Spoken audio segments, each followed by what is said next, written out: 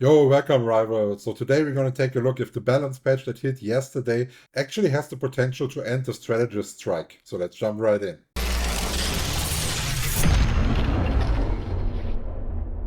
Let's start with the Vanguards. Here we are having a base HP reduction on Captain America from 650 to 600 HP.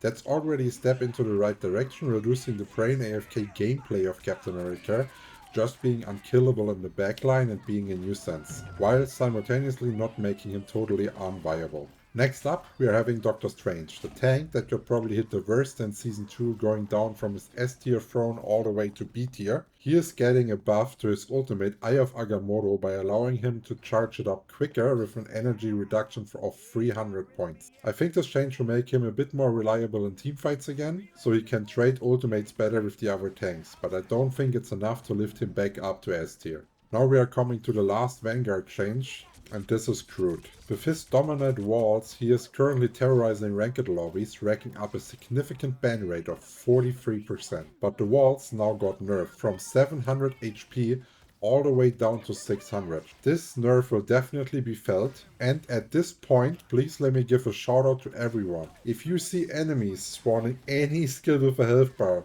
your priority should be to kill it. This goes for anything. Penny's Nest, Loki clones, Namor Moon Knight Ankh, and most importantly, Rocket's ultimate. For God's sake, if I see a single person in a ranked game again, just watching while a rocket ult of the enemies is popped or even attacking the tanks meanwhile, I'm gonna lose my freaking mind. Okay, now to sum it up, I think those changes are the start to dial down the overdominance of Vanguard, hopefully forcing them to play a bit more strategic and not just stand in the front line soaking up damage brain AFK, especially in lower ranks. Now let's take a look at the duelists.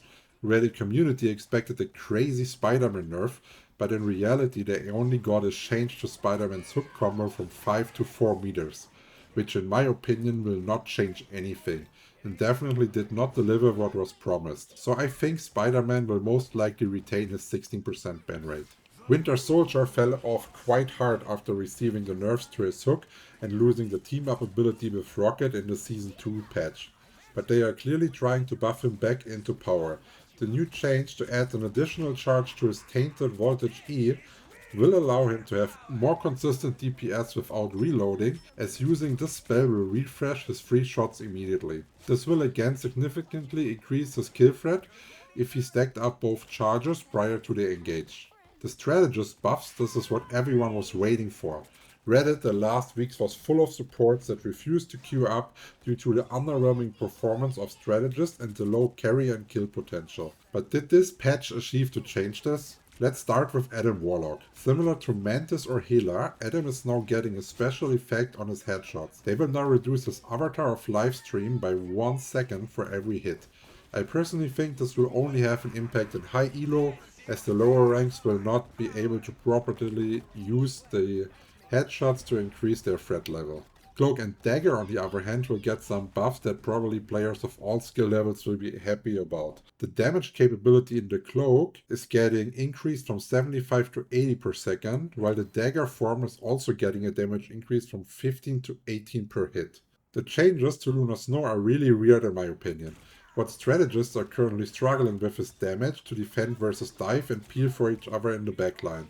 But now they reduce the fall off damage at 40 meters from 60 to 75% on Luna, which feels like it serves no purpose to the actual problem.